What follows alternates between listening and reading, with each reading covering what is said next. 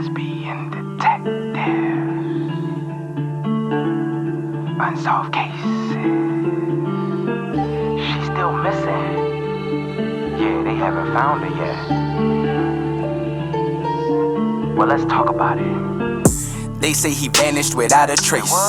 Could it be a psychotic break or a tragic accident? Police don't know where the body went. Unsolved murders, body still missing. That's unheard. Where's the witness? Lesbian detectives, what's going on? City on high alert, this out the norm. He did what, the who? Man, that ain't real, these crimes ain't true. Then come uncover these theories with us. We live right now, tuning in is a must. Live right now. Lesbian detective. Lesbian detective. We about to start the show, so get your popcorn ready to go. Pay attention to the message I present to you, the Lesbian Detectives. This is Lesbian Detectives. I'm Sarah. And I'm Elizabeth. And we are here talking about missing and unsolved murders. We are discussing cases that you have forgotten about or never even heard of. So sit back, relax, and let's start this podcast.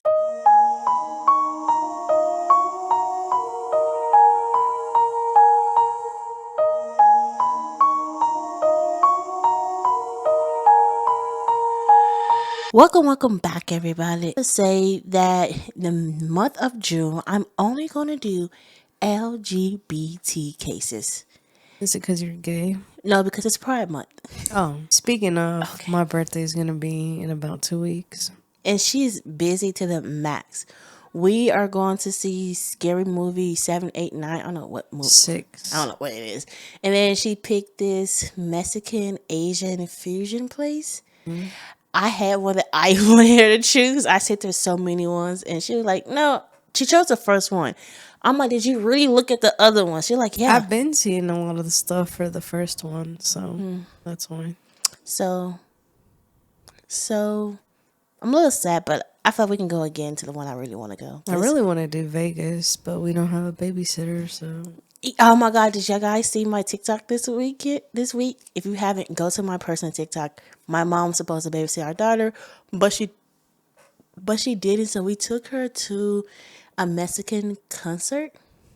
She was free, so thank God. But she turned up. She was dancing, and then like the first act was so long, in her little head, she was like, okay, this is it. Like, you like an hour or so.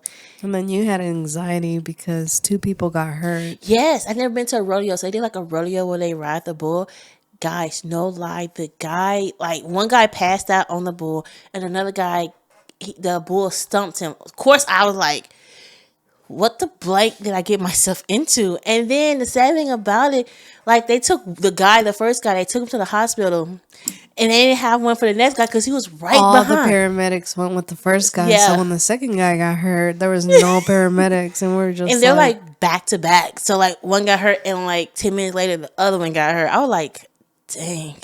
Yeah. And my daughter, she was like, oh my God. I'm like, oh, close your eyes. Like we didn't know he was going to get hurt. But yeah, she told us about like halfway to the show. She's like, Mama, I'm all done. Night. We're like, babe, the act hasn't came on yet. Like, this is the pre-guy. She was like, oh, we still got something left. But she lasted a couple hours and then she just cried. She was like, I can't no more. But yeah, that's my rambling for the day. Yes, thank God. So guys, this case right here is very crazy. I think she was getting stalked, but the cops, they don't believe that she was. So tell me what you guys believe. I would love to hear your theories. Now let's say my favorite line. Now let's get into the episode. On a quiet spring day in 1989, something happened in Richmond, British Columbia that still doesn't sit right with anyone who looks into it. A woman supposed to meet friends that evening, she never showed up. Later that night, her car was found abandoned in a shopping plaza parking lot. Groceries were still inside. Her purse was scattered on the ground outside the vehicle. There was smeared blood on the driver's door. And she was gone. At first, it looked like a sudden disappearance. Something fast, something violent, something that should have left answers behind. But what investigators quickly realized was that this moment wasn't the beginning of the story. It was the ending of something that had been building for years.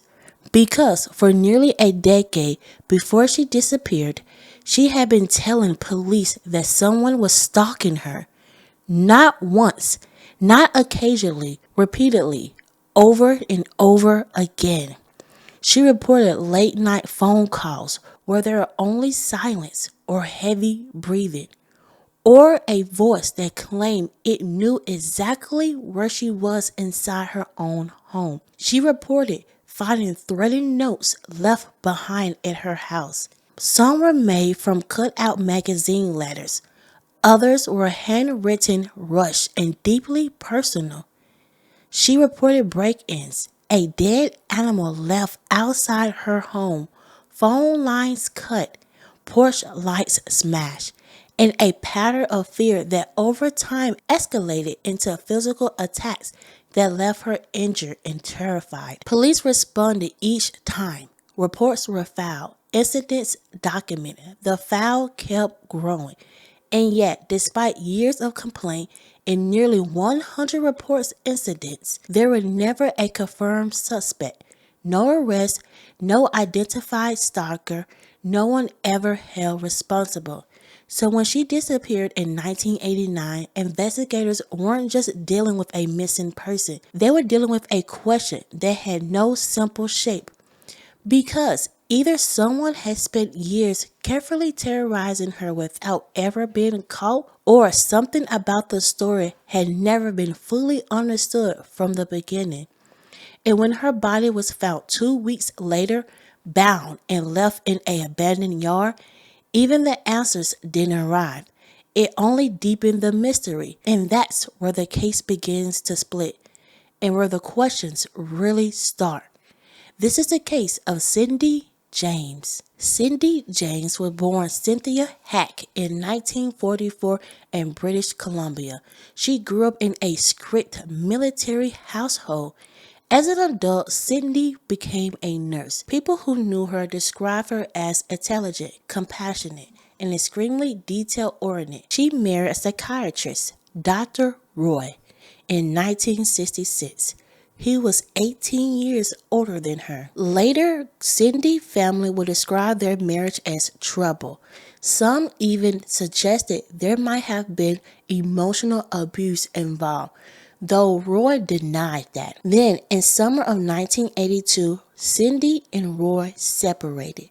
And shortly after that, everything changed. At first, Cindy started getting strange phone calls late at night.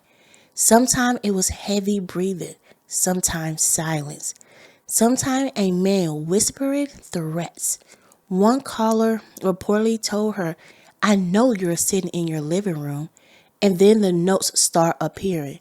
Some were made out in cut-out magazine letters. Others were handwritten and aggressive.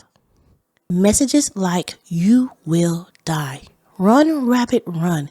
Cindy, I see you." And it didn't stop there. Cindy reported that someone threw a rock through her back window. Her porch lights were smashed. Her phone lines were cut. At one point, she found a dead cat outside her home. And according to Cindy, whoever was doing this wanted her to know they can get inside her house. That's what terrified her the most. Then, in January of 1983, things escalated. Cindy's friend found her unconscious outside her home with nylon stockings tied tightly around her neck. Cindy later said someone attacked her near the garage, but she never saw the attacker's face. She only remembered white sneakers. Police investigated, but this was also when detectives started questioning Cindy's story. Not publicly at first, but privately. Investigators felt part of the evidence didn't fully match her version of events. Cindy insisted someone was trying to kill her. And honestly, some of the incidents are hard to explain because the harassment kept happening. She moved houses, changed her last name, installed alarm systems, carried a rape whistle. At one point, Police even conducted a 24-hour surveillance outside her home, but somehow nothing happened while officers were watching. The incident only seemed to happen after they left. And from the police perspective, that raised a huge question. If someone's really stalking Cindy this aggressively, how were they never seen? But then something happened that made the case even stranger. In 1984, Cindy hired a private investigator named Ozzy because she felt police weren't taking her seriously enough. He gave her a two-way radio so she could contact him if anything happened. Then one night, Ozzy heard a strange noise and static coming from the radio. So he rushed to Cindy's house. When he got inside, he found Cindy laying on the floor. A paring knife had been driven through her hand. Pinned beneath the knife was a threatening note. Cindy said someone attacked her, hit her over the head, and injected her with a needle. Doctor later confirmed there was actually a needle mark on her arm, but toxicology found no drugs in her system. And once again, no fingerprints, no sign of forced entry. No evidence that another person had been there. At this point, investigators became deeply divided. Some thought Cindy was surviving terrifying attacks. Others started wondering if she could somehow be staging these scenes herself. And that theory completely devastated Cindy and her family. Over the next few years, Cindy's fear seemed to consume her life. Friends often stayed with her because she was afraid to be alone. She constantly checked locks and windows. She barely slept. Then in 1985, Cindy was found in a ditch 6 miles from home. She had bruises and cuts. She was suffering from hypothermia. And once again, a nylon stocking was tied around her neck. But Cindy said she couldn't remember what happened. At another point, a fire broke out in her basement while her friends were visiting her house. But investigators still couldn't find evidence of an intruder. And eventually, some police openly suggested that Cindy might be responsible for the incidents herself. That would have been incredibly isolating, because whether the attacks were real or not, Cindy was clearly terrified. Eventually, she was admitted to a psychiatric facility because people around her feared she might harm herself. And from that point on, her mental health became a huge part of the investigation. Some experts believe Cindy was suffering from paranoia or severe psychological distress. Others believed years of fear and not being believed had pushed her into emotional collapse. But nobody could fully explain all the incidents. And then Cindy disappeared. On May 25th, 1989, Cindy James vanished. That evening, her friends Agnes and Tom Woodcock planned to spend time with her because Cindy was afraid to stay home alone. But when they arrived at the house, she wasn't there. Neither was her car. At first, they thought maybe she had stepped out for groceries or errands. But as the hours passed, they started getting worried. So they drove around looking for her. And eventually they found Cindy's blue car sitting abandoned in the parking lot of a shopping plaza in Richmond. Groceries were still inside. Outside the car, the contents of Cindy's purse were scattered underneath the vehicle, and there were smears of blood on the driver's side door. It looked wrong immediately. Police dogs were brought in, but they couldn't track a scent beyond the parking lot. And just like that, Cindy was gone. For nearly 2 weeks, investigators searched for answers. They interviewed friends, family, neighbors, and co-workers. They revisited the years of stalking reports Cindy had filed. Detectives looked into possible suspects, including her ex-husband, Roy Makepeace. But there still wasn't enough evidence to directly connect anyone to the harassment. And then on June the 8th, everything changed. A passenger noticed something unusual near an abandoned house in Richmond and called authorities. When police arrived, they found Cindy's body in the overgrown yard. She was lying on her side. Her hands and feet had been bound behind her back. A black nylon stocking was wrapped tightly around her neck. And almost immediately, investigators noticed something chilling. The nylon stocking looked similar to the ones involved in several of the earlier attacks Cindy had reported over the years, but the scene itself created even more questions. There were no obvious signs of a struggle nearby, no footprints, no tire tracks, no forensic evidence clearly pointing to another person. And then toxicology results came back. Cindy had high levels of morphine and other sedatives in her system, potentially lethal amounts, but investigators couldn't determine exactly how the drugs had been administered because no syringe was ever found at the scene, and the detail became one of the biggest mysteries in the entire case. If Cindy injected herself, where was the syringe? And if someone else killed her, how did they leave behind almost no evidence? In 1990, a coroner's inquest into Cindy's death lasted around 40 days. Investigators, psychiatrists, forensic experts, and family members all testified. And by the end of it, people were even more divided than before. One theory was that Cindy had staged the harassment herself for years and eventually died by suicide. Investigators supporting this theory pointed to the lack of evidence connecting another person to the attacks. No fingerprints, no witnesses, no confirmed sightings of a stalker. Some experts even demonstrated that it was physically possible for someone to hogtie themselves. Extremely difficult, but possible. And because Cindy had struggled emotionally for years, some believed that she had been suffering from severe psychological distress. But her family completely rejected that theory. They argued there was no way Cindy could have tied herself up so precisely after taking a lethal dose of drugs. And they also questioned how she could have hidden or disposed of the syringe before dying. To them, the answer was obvious. Someone killed Cindy James. Another theory suggested the truth may be more complicated. Some experts believe Cindy may have experienced genuine stalking early on, but over time, the stress, fear, and isolation deeply affected her mental state. Some incidents may have been real, while others were possibly self-inflicted or psychologically driven. But even that theory leaves huge questions unanswered, because no single explanation fully accounts for everything that happened to Cindy. Before we end this case, let's remember the victim. Cindy James was more than a name, tied to one of the most debated cases in Canadian history. She was a daughter, a sister, a nurse, and a woman who dedicated her life into caring for others in hospitals, psychiatric settings. People who worked with her described her as intelligent, detail-oriented, and deeply compassionate. And in the years leading up to her death, she was also someone who lived in constant fear. She reported being stalked, threatened, and attacked repeatedly over a span of years.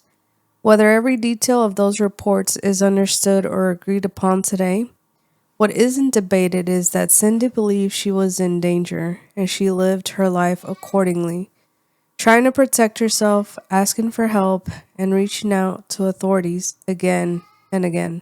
It's easy in cases like this for the conversation to turn into theories and contradictions. But underneath all of that is a human being who experienced isolation, anxiety, and fear on a level most of us can't fully imagine. So before we close, it matters to step away from the speculation for a moment and remember Cindy herself, not just what is argued about her story, but the life she lived, the people who knew and loved her, and the uncertainty that surrounded her final years. At the end of the day, regardless of what anyone believes happened, Cindy James is someone who deserves safety, clarity, and peace. And her story remains one that still leaves questions that haven't been fully answered. So we remember Cindy James. This is the case of Cindy James. Now let's get into some theories. Theory. Let's get into some theories. Everyone is a suspect until proven guilty. Let's get into some theories. Let's begin detectives. What type of thoughts you thinking? What theories running through your mind? I'm thinking all types of suspicion. Uncover the truth, what we can find. Witness say they saw somebody creeping out the back door. What you think they did it for? That's so crazy, I'm not sure. They found a car, where could she be? Here go another puzzle piece. Research and do your history. It's plenty unsolved mysteries. Everyone is a suspect until proven guilty. Let's get into some theories, yeah. Let's get into some theories. Let's get into some theories. Everyone is a suspect until proven guilty. Let's get into some theories. Let's begin detectives. You or me? Good. But I'm going to do a little different this time. So I'm going to ask you a question. Do you think she was getting stalked, or was it all in her head? It's a little bit more difficult than that. Yes or It's no? not a simple answer. I'm going to be honest, and I'm going to be completely honest. Everything I'm about to say is allegedly, because I do not want to get sued. I think she was getting stalked. And who I think was doing all of this to mess with her, who was going to be the best person to do this, to make her question herself, to lose her mind? Her ex-husband.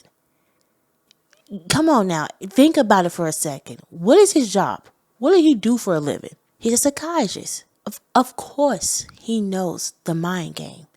I mean, think about it. She didn't start getting these letters and stuff until after they divorced. Her family said like that marriage was trouble. He was emotionally abusive towards her. And you know, when people are emotionally abusive, it's the mind. They're not hitting you. They're not doing it. They messing with your mind. They're trying to break you down. And he was 18 years older than her. His career already started. So to me, he wanted to mess with her. Even though he can get a whole new girlfriend, like, yeah, I was with somebody else. I think he wanted to ruin her life. And let me tell you something. I'm not saying all of them like that, but most guys that I see that are in that field, it's just like, it's an ego with them. And it's like, they have to play a mind game with you. Like, I had a friend like that. I'm like, oh my God, talking to this person was like, it was too difficult. I think it was an ex-husband because he wanted everybody to think that she was crazy. Because you see, at first the police like, okay, we believe her. Then it was like, oh, she's crazy. And then he can get drugs. He can get like the stuff that was in her system. He can get that stuff. He's a doctor. And then for her to have a needle mark, they're like, well, it wasn't on the toxology. Like, we couldn't find it. Like, there's nothing in her system. He knows what's going to be shown on the system. He knows how long it's going to take to be inside the blood. Come on. Like, we have seen some in cases where they have like something like when girls get SA and somebody slips them in their drink. Sometimes they can just pee it out or throw it up and it's gone. Or like 24 hours later, it's not in their system anymore. Like, to me, it's like, I don't know. I think back, I'm like, who going to be the best to play a mind game like this? It's gonna be her ex-husband, because her family already said like he wasn't a good guy. I mean, I'm just saying, like, allegedly, do not want to get sued because I cannot go against a doctor. So you think it was the ex-husband? And I think he did his job. Like, he made her lose her mind. Like, people like, oh my, like, you hear what the police said, and most people said like, oh, like at the end, like, she wasn't okay, like, mentally. I mean, who would be okay being stalked? Mentally, who will really be okay? When they said that, like when I was like reading and researching, they're like, oh, like in the end, she was not mentally okay. If you getting stalked and you have to watch everything you're doing, you're changing your last name, alarm systems, like, you're doing everything to protect yourself, but it's not enough.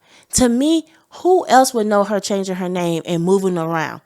Her ex probably still friends with her family or friends. You know, he knows things. He can figure stuff out. Yeah, I mean, I can see that. But there's a few things that kind of don't sit well with me. And it's the fact that she had people over because she was so scared. And these episodes happen while people were over. I get that somebody can be careful and stalk you and do this and that. How do you explain like a fire with a lot of people? The building that she was in or the home that she was in, was he familiar with that? We don't know because the police didn't look into the ex until the end. How did he have access to all of this? and there was like other people around. Like, I get it. Like, you could be as careful as you can, but eventually you're going to get caught. I mean, if you do something so many times and you're not familiar with the territory, like, you're going to get caught. Now, in the beginning, she was a little bit more sane. So if it was her husband, ex-husband, if it was her ex-husband, like, she probably would have already kind of like seen him, or she probably would have like moved away. I don't know. It's just, She did move away a couple times though. To me, only reason I say it's the ex husband, and y'all can like I can understand when people like, oh my god, like I can kind of see she did it or the ex husband did, because I'm saying it's ex husband is because some of the times that she was found it was because like her friends was coming over, somebody was around, you know. But to me, when the police are like, oh, like we watching her, we don't see the stalker. If somebody's stalking me and they see the police there, do you think they're gonna like make a move right then and there? No, you gonna wait until the police go, right? And then it seemed like the police they stopped caring. They're like, oh my god, she's like losing her mind. And I I mean, understand. okay, if I had to guess, it would be a theory in between, right? So he starts her off, he winds her up, she's scared. Now she's getting sleep deprived. And whenever you get sleep deprived, you don't think clearly. If he's putting drugs in her, she starts hallucinating, so she don't know what's real, what's not. So if we're going with that theory, I believe it could have been a person, you know, there, but not always there. And then some of this stuff, maybe because she was not in the right state of mind, maybe she even kind of did herself. So I can kind of see that. I can see like in the beginning he probably was stalking her, but then he got so good at like messing up with her mind. She probably was seeing things, and that's understandable because, like you said, she was losing sleep. Like we always say, mentally she was not okay. And I mean, would you be okay? No, nobody would really be okay. But I hate when the police say that she killed herself. It was suicide, and all those stuff that's inside her, she couldn't do that. Because, I mean, I can kind of see it like getting tied up. That's kind of hard. Like, Yeah. hard. Like, think about that. How you gonna really do that? Like, if you know how your body is, like your arms are back, your feet is up. Like, there's no way. Yeah. If she pays somebody, like you can't. And then when she died, she had so much drugs inside her. And first of all, where's the needle? Where's the syringe? And then where is she getting these drugs? Yeah, I mean, because she was a nurse, but of course she probably wasn't. See, that throws another. But she was a nurse. But think about it. When she started like losing her mind a little bit, like having to go like away, she wasn't keeping her job. Come on. I mean, I don't know. It's like You can kind of see both ways, right? you could see both.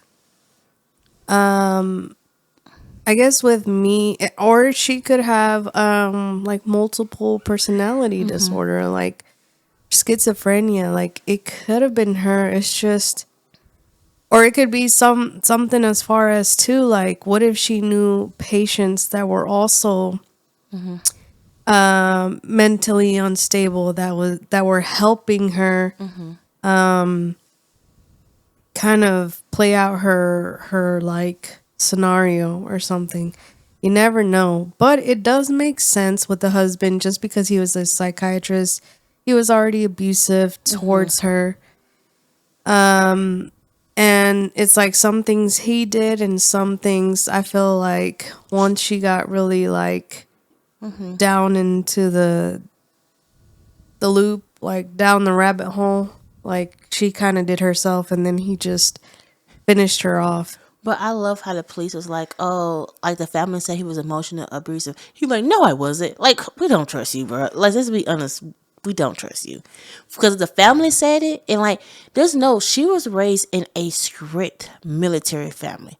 For her family to say, yes, he was emotional abusive towards her, that's something because they live in a strict military life. You know, she was always like routine, stuff like that. So, but I don't know. I kind of can see like him doing the beginning, but I think end game was always for her to go crazy. The killing part, I'm like questioning a little bit, but I feel like if it was an ego thing for him, he didn't want anybody else to have her. Like, he wanted her to die. Like, we don't know how their relationship really ended or anything like that. Because, like, you can say, oh, well, he fouled. Some men try to foul first because they trying to win. You know? It doesn't matter. Yeah. They don't want their wife to end everything. You said that the police looked into him. What did they come up with? Nothing. Like, he was cleared. Before we end this case, I think it was the husband and he unalived her. I think when he gave her, I don't think it was his plan to kill her. I think when he kidnapped her, he put too much drugs inside her and she probably passed away from all that drugs. Like, she was, out of it. I think that was the thing. I don't think he was trying to kill her.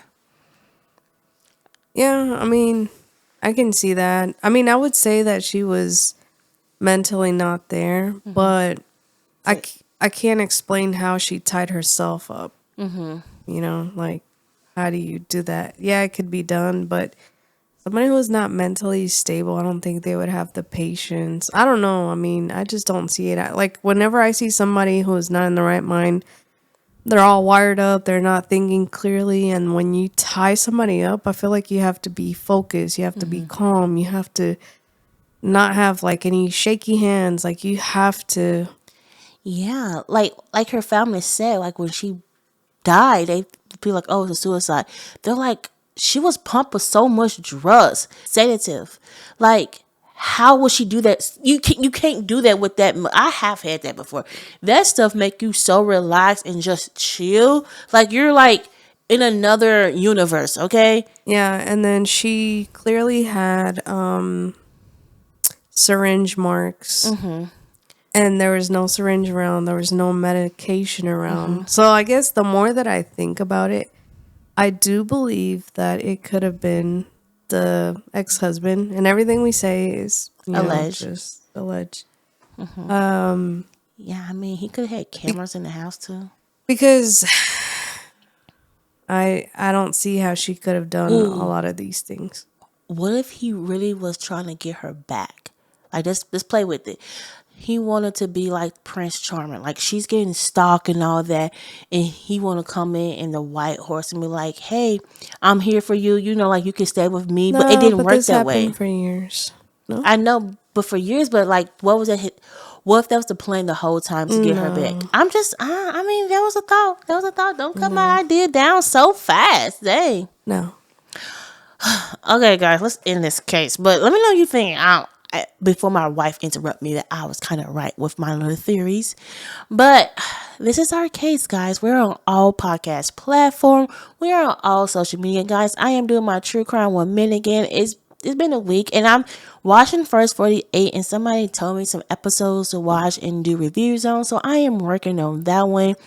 So please come check out our Instagram, YouTube, and also TikTok. I am mostly on TikTok. So please come check us there. Please leave a 5-star rating. So this is Lesbian Detectives. Don't forget, everybody's a suspect. So proven innocent. Bye. Lesbian detectives. Unsolved cases. She's still missing. Yeah, they haven't found her yet. Well, let's talk about it. They say he vanished without a trace.